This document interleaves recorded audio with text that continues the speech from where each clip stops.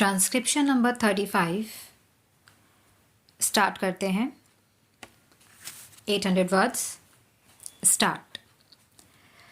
Mr. Vice Chairman Sir, I welcome the budget proposals for the year 2012-13, which are all comprehensive and which embrace most of the development plans that we have envisaged for the establishment of a socialistic society in this country. In spite of the taxation and the introduction of fresh duties, we find that the finance minister has succeeded in disturbing only a microscopic section of the people of this country to extract sufficient funds for our schemes. The finance minister has also succeeded in finding funds for almost all the development plans of this country, which will add to our good. While we discuss the general aspects of the budget, we will have to consider the activities of most of the sections that are now covered in the budget. Even though the provisions are there, I think, sir, the expenditure on some of the activities envisaged in this budget should be subjected to a thorough scrutiny. In this respect, sir, I wish to bring to the notice of this House the special feature of the educational system of this country.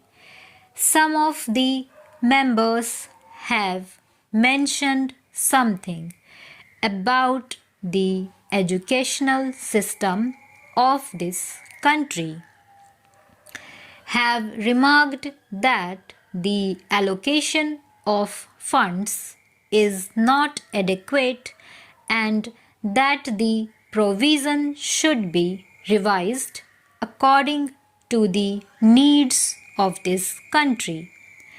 As the honorable member was speaking in Hindi, I did not thoroughly understand what he meant, but still, sir, the educational system has created a sort of confusion in our country over the last 15 years, and every now and then we had been changing the schemes and plans for educating our children, and various states have adopted different schemes which have actually created a feeling of disintegration among the people of this country. In some of these states, they have switched onto the regional language as the medium of instruction, and in some states they think that English should be retained as the medium of instruction. But the people believe that the medium of instruction should be Hindi, that is the national language of our country. But, sir, the time is not yet ripe for us to switch on to Hindi, so as when we find it feasible, we may switch on to our national language But till that time, we will keep English as the medium of instruction in all educational institutions. Sir, the other day, the University Grants Commission submitted a report wherein they have mentioned that English should be the medium of instruction, at least in the colleges. Sir, it is my opinion that English should be retained in this country for years to come till we find that we could translate all the essential books, books on science and technology, etc., into Hindi, which should be able to help us in educating our boys, especially in the technical institutions, through Hindi as the medium. Here, sir, some of the members have pointed out with regard to the introduction of different types of education in the same state or in various parts of this country. We find that a majority of the children of our country are educated in the basic system, which brings out, as far as I know, second class citizens in this country who are to be governed by the boys who are sent to the public schools.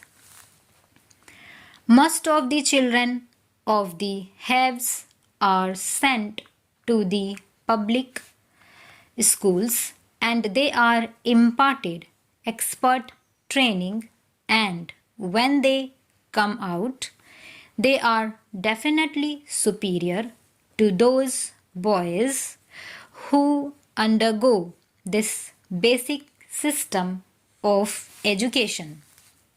If this basic education is considered to be the best for the development of our country in the socialistic way, we will have somehow or other to find some better means of imparting education whereby they will be able to compete with the students who are now undergoing training in the public schools. Unless we do it, we will be creating, as I previously mentioned, a second class of citizens in this country. I hope the authorities who are concerned with the planning of education in this country will review their schemes according to the suggestions that I have put forth now. In the game way, sir, our country is mainly depending on our agriculture and industries for the development of our economy.